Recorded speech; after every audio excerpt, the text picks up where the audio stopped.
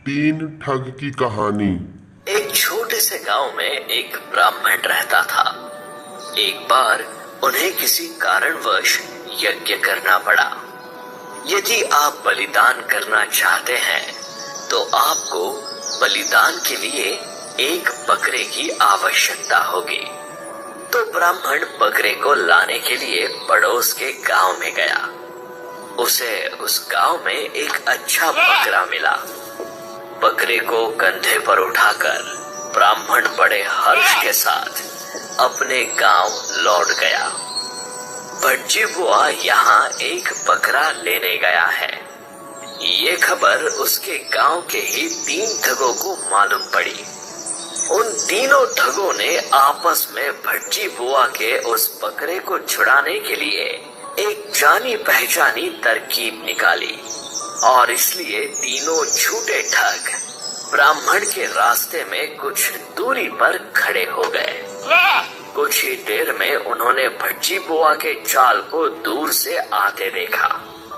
तब उनमें से पहले ने आगे बढ़कर ब्राह्मण का अभिवादन किया और कहा, भटजी बुआ, आज कुत्तों को कंधे पर उठाकर कहाँ जा रहे हो?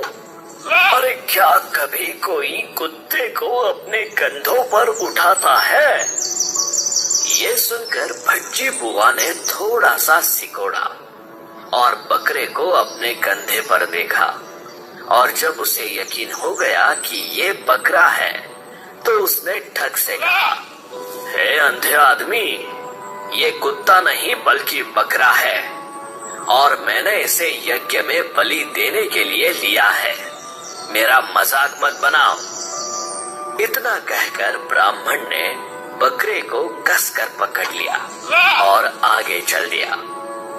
जैसे ही वो थोड़ा दूर चलता है, एक और ठग उसे रोक लेता है और कहता है, क्या भटजी बुआ, आज कहाँ गए थे और ये क्या है?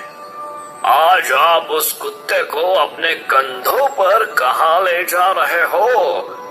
अरे कुत्ते को कोई कंधे पर लेता है क्या? अगर कोई आपको देखेगा तो क्या वे आपका मजाक नहीं उड़ाएंगे?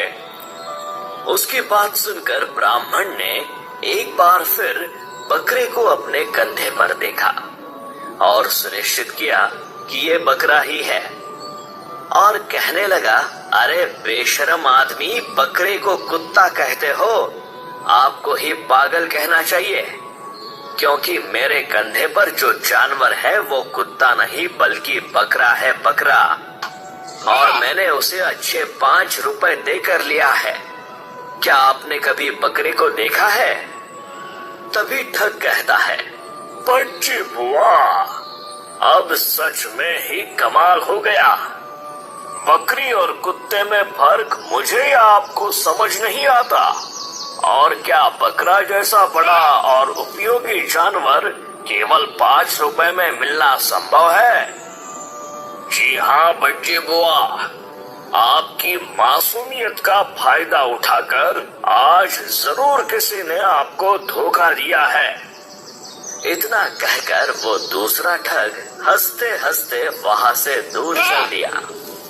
जब वो चला गया तो भटजी बुआ ने एक बार फिर अपने कंधे पर बकरी को देखा और अपने आप से कहा, क्या पता सच में आज फंसे तो नहीं? जिसे बकरे के रूप में खरीदा था वो वास्तव में कुत्ता है या बकरा? इन सब के विचार उसके दिमाग में चल रहे थे। तभी तीसरा ठग वहां आता है और भटजी बुआ को बड़े प्यार से बधाई देता है और कहता है, भटजी बुआ, हम आज बहुत दिनों के बाद मिले, है ना? लेकिन आज तुम्हारा सिर हिला तो नहीं ना? इससे तुम्हारा क्या मतलब है? ब्राह्मण ने अपने कंधे पर रखे बकरे को बड़ी चतुराई से देखते हुए पूछा, अरे क्या तुमने आज कुत्ते जैसे कुरूप जानवर को अपने सिर पर ले लिया है?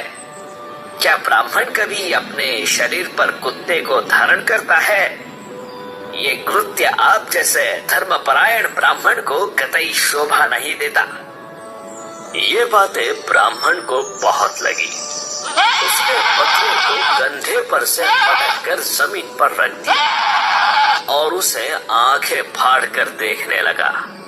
उसी समय ठग फिर कहता है, तुम्हारी किस्मत अच्छी है कि इस कुत्ते ने आपको काटा नहीं, नहीं तो इन कुत्तों की कोई उम्मीद नहीं है।